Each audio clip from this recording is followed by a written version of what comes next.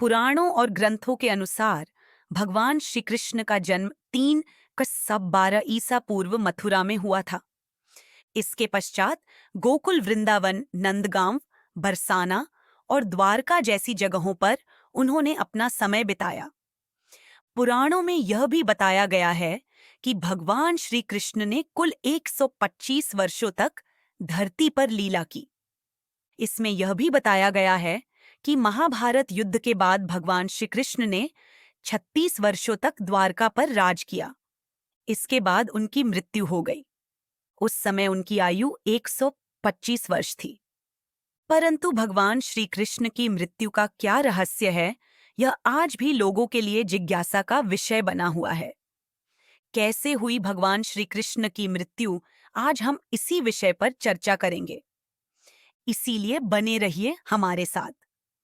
महर्षि वेदव्यास ने जब भारत को लिखते समय उसे 18 खंडों में विभक्त किया, उसमें श्री कृष्ण की मृत्यु और द्वारका नगरी के समुद्र में समा जाने की घटना का विस्तृत रूप में वर्णन किया।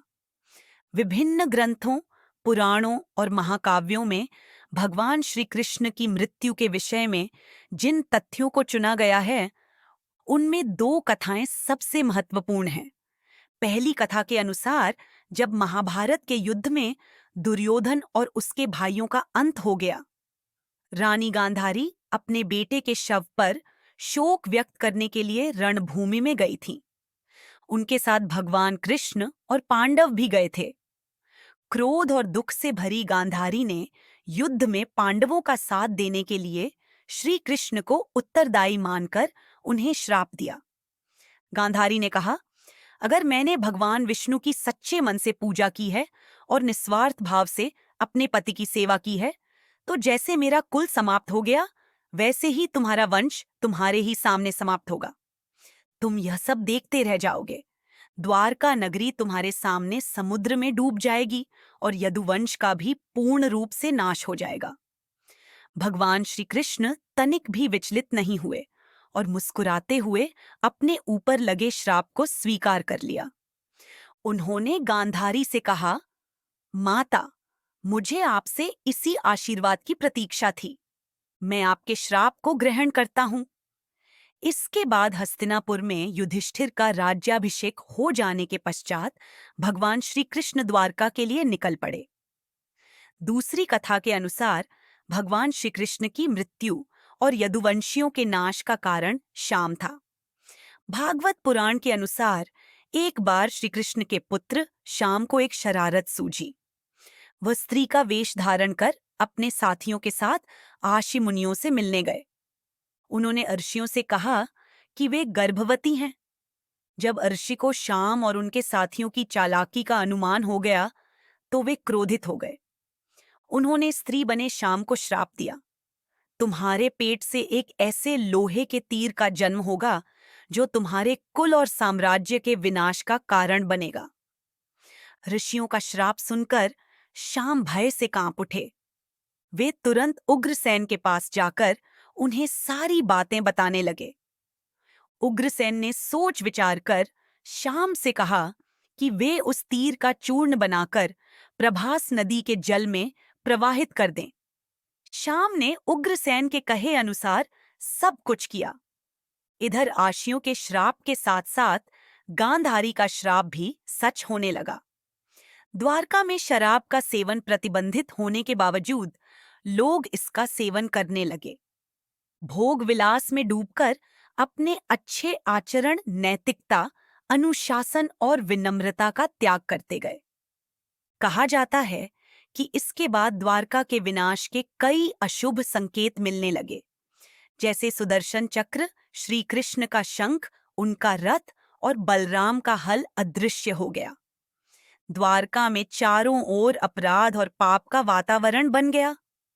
श्री कृष्ण इस सब से बहुत दुखी हो गए और उन्होंने अपनी प्रजा को अपने पापों से मुक्ति पाने के लिए प्रभास नदी के तट पर जाने को कहा। प्रभास नदी के तट पर पहुंचकर सभी मथुरा के नशे में चूर होकर एक दूसरे से बहस करने लगे। धीरे धीरे उनकी बहस झगड़े का रूप धारण कर गई। यह झगड़ा इतना बढ़ गया कि वे उगी हुई घास को उखाड़कर एक दूसरे को मारने लगे।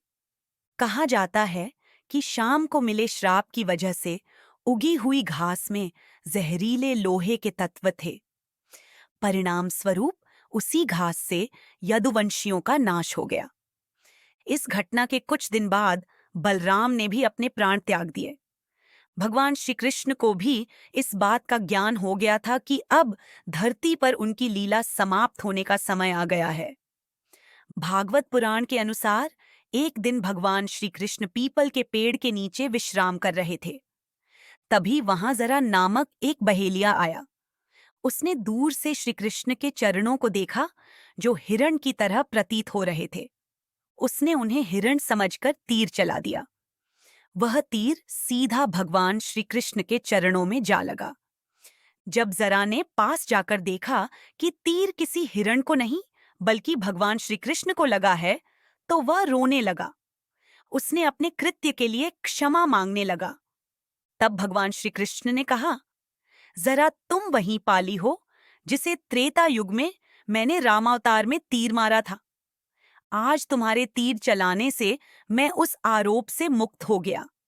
यह कहकर उन्होंने जरा को गले लगा लिया। अचानक भगवान के शंख चक्र, कमल पुष्प और गदा प्रकट हुए। भगवान श्री कृष्ण अंतर्ध्यान हो गए। विशेषज्ञों का कहना है कि जरा के तीर में वही लोहे का अंश था जो ऋषियों के श्राप से शाम के पेट से निकला था। महाभारत के युद्ध के 36 वर्ष बाद गांधारी और ऋषियों के श्राप के कारण यदुवंश का नाश हो गया। भगवान श्री कृष्ण की मृत्यु के साथ द्वारका भी समुद्र में डूब गई।